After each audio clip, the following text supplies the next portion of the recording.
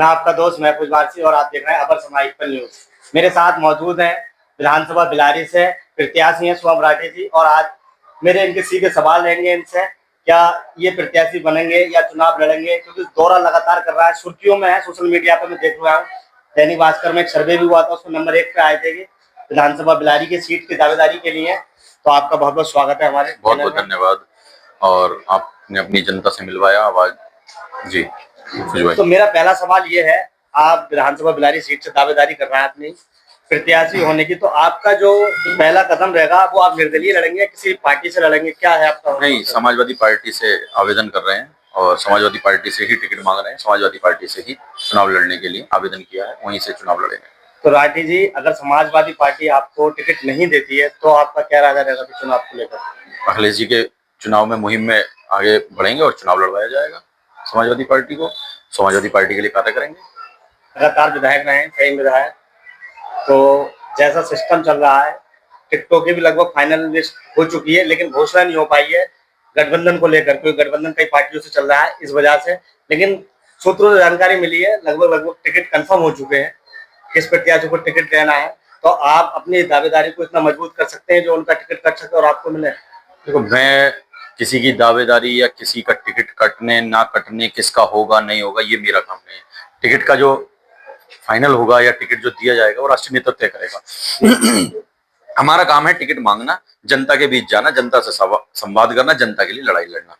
हमारा काम ticket final करना नहीं है। टिकट फाइनल राष्ट्रीय नेतृत्व करेगा, माननीय राष्ट्रीय अध्यक्ष जी अखिलेश यादव जी करेंगे। आज उनका जन्मदिवस भी है और उन्हीं के हाथ में है, तय वो करेंगे। पूरी कमेटी जो होती है, जो टिकट फाइनल करती है, और राष्ट्रीय कार्यकारिणी वो फाइनल करेगी। मैं कौन होता हूँ टिकट फाइनल करने या ना करने वाला? तो वो तय करेंगे टिकट किसका होगा। अगर किसी का फाइनल हो गया है तो वो भी उनके हाथ में, नहीं हुआ है वो भी उनके हाथ में। मेरा काम है कर्म करना, मैं कर्म प्रधान मानता हूं और मैं कर्म पर ज्यादा ध्यान देता हूं। तो मेरा काम है ज्यादा से ज्यादा लोगों तक पहुंचूं, ज्यादा से ज्यादा लोगों से संवाद करूं, ज्यादा से ज्यादा लोगों की समस्याएं जानूं, किन किन गांवों में विकास हुआ ये जानूं, युवाओं के लिए क्या हम कर सकते हैं ये जानूं। टिकट नहीं भी होगा तब भी युवाओं के बीच जाएंगे, क्योंकि आज चुनाव लड़ने नहीं आए हैं हम, किसी विरासत के में नहीं आए साहब। हम किसी बड़े नेता के लड़के हैं या बड़े उद्योगपति के लड़के हैं। एक शिक्षक है, मेरे पिताजी टीचर हैं मामूली से, उनका मैं बेटा हूं, और आम परिवारों जैसे हम आप हैं ऐसे ही छात्र राजनीति से आए। तो छात्र राजनीति से आने के बाद में जो संघर्ष की एक लत लगी हुई है, तो हम तो लगातार पिछले 16 साल से संघर्ष कर रहे हैं। किसान आंदोलन में संघर्ष किया, किसानों के लिए संघर्ष किया। तो टिकट होगा तो चुनाव लड़ेंगे, टिकट नहीं होगा संघर्ष करेंगे। अगर पार्टी आप पर भरोसा कर ले, राष्ट्रीय अध्यक्ष अखिलेश यादव आप पर भरोसा कर ले, तो आपके ऐसे क्या मुद्दे रहेंगे जो लोग आपको वोट करें? मेरा मुद्दा तो सीधा सीधा सबसे पहले है युवाओं के लिए, रोजगार के लिए सबसे पहले आवाज उठाना।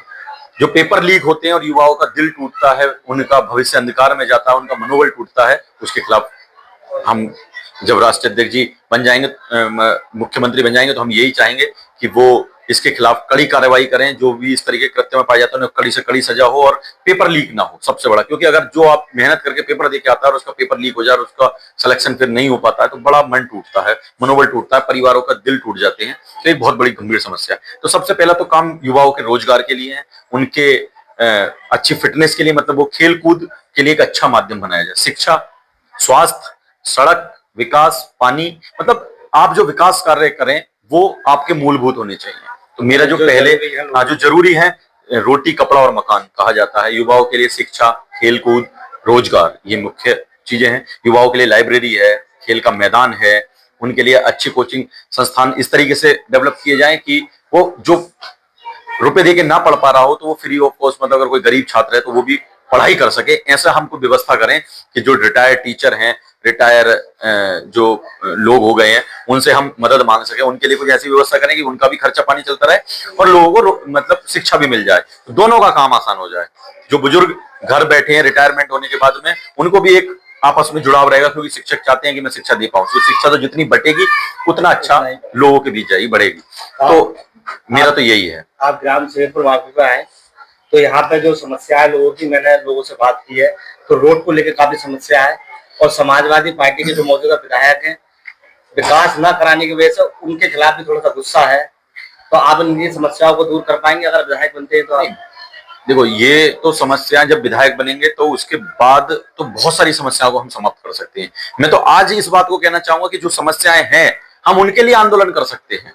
हम, क्योंकि मेरे पास निधि तो है नहीं या मैं विधायक नहीं हूं, मैं कोई और किसी ऐसे पद पे नहीं हूं कि जो मेरे पे निधि हो और मैं उसे करा सकूं। मेरे पास एक चीज है, संघर्ष। आप अगर कहें तो इसके लिए हम अधिकारियों से चलकर मिल सकते हैं, क्योंकि अगर हमारी जनप्रतिनिधि नहीं सुनता है तो हम अधिकारियों से अपनी बात रख सकें, और अधिकारियों तक अपनी बात जब हम पहुंचाएंगे पूरा गांव इकट्ठा होकर, तो वो सुनेंगे।